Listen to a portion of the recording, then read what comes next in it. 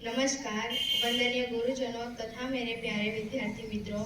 मैं वर्षावर उर्वशी कक्षा 10 की छात्रा आज आपके समक्ष पर देशभक्ति और राष्ट्र निर्माण के उपलक्ष्य पर आपसे कुछ विचार साझा करना चाहूंगी, तो कृपया आप मेरी बात शांति से सुने, ऐसी आशा रखती हूँ। आजादी आजादी का असली मतलब वही समझ सकता है जिसने कभी गुलामी की हो।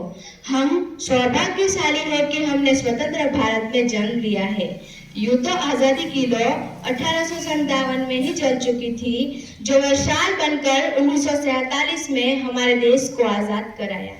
प्राचीन, मध्यकालीन और वर्तमान भारत के उदाहरणों से स्पष्ट करना चाहूंगी कि जब हम फिरंगियों के फेरे में फंस गए थे, तो रंग दे बसंती शोला की एक आवाज पर टोलों के टोले उमड़ आते थे और उनके वंदे मातरम के नारों से खून में आने वाला वो 5-5 डिग्री का तूफान अंग्रेजी शासकों की जड़ों में तूफान ला देता था। लोग मर जाते थे, मिट जाते थे, फांसी चढ़ जाते थे, तो वो भी अपनी देशभक्ति साबित कर रहे होते थे, क्योंकि ये उस दौरे की देशभक्ति की कसौटी थी। उसके बाद 62, 65 और 71 के युद्धों में अपना सुहाग गवा देने वाली औरत, जब घर के हालात ये हो जाया करते थे कि प्यार भी भरपूर गया, मांग का सिंदूर गया, नन्हे नौने हालों की लंगोटियां चली गई, छोटे छोटे बेटियों की चोटियां चली गई, बाप की कमाई गई, भाई की पढ़ाई गई, ऐसा एक विस्फोट हुआ, कहीं पता ही चला नहीं, पूरे जिस्म की कहीं बोटियां चली गई। और आपके लिए तो एक आदमी मरा है साहब, किंतु मेरे घर की तो रोटियां चली गई, मेरे घर की तो रोटियां चली गई वाले हालात पैदा हो जाने के बावजूद भी एक माँ अपने बेटे को सड़क पर दुश्मनों की धज्जियां उड़ाने के लिए बेच देती थी और उसे पत्र लिखा कर ये भेजा करती थी कि अम्मा ने खत लिखा है बड़े ही चाव से, पुत्र मेरे ना घबरा जाना, 1 इंच भी पीछे ना हटना, चाहे इंच इंच कट जाना, चाहे इंच इंच कट जाना। इस तरह पूरा परिवार अपनी देशभक्ति साबित कर रहा होता था। मेरे विचारों में यदि कोई व्यक्ति अपना काम पूरी ईमानदारी, पूरी मेहनत और पूरी लगन से करेगा, तो वही सबसे बड़ा देश। मैं नहीं मानती कि फेसबुक और व्हाट्सएप की डीपी को 3 रंग में रंगना ही देशभक्ति है। और यदि आप कहेंगे कि साल में 2 बार हाथ में तिरंगा ले लेना देशभक्ति है, तो मैं आपसे पूछना चाहूंगी कि फुटपाथ में रहने वाला वो बच्चा ट्रैफिक की छांव में नंगे पांव में जब तिरंगा बेच रहा होता है, तो क्या उसे आप उसकी देशभक्ति कहेंगे?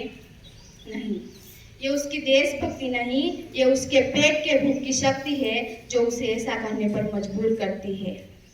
मजदूर को मजदूर समझिए, मजबूर नहीं।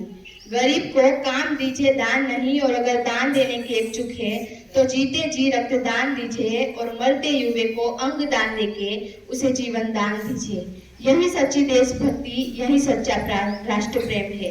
न सरकार मेरी है, न रब मेरा है, न सरकार मेरी है, न रब मेरा है, और ना ही ये बड़ा सा नाम मेरा है। बस इतनी सी बात का गुरूर है मुझे कि मैं भारत की हूँ और ये भारत मेरा है और ये भारत मेरा है। लेकिन एक वैचारिक बीमारी मुझे हमारे समाज में नजर आती है।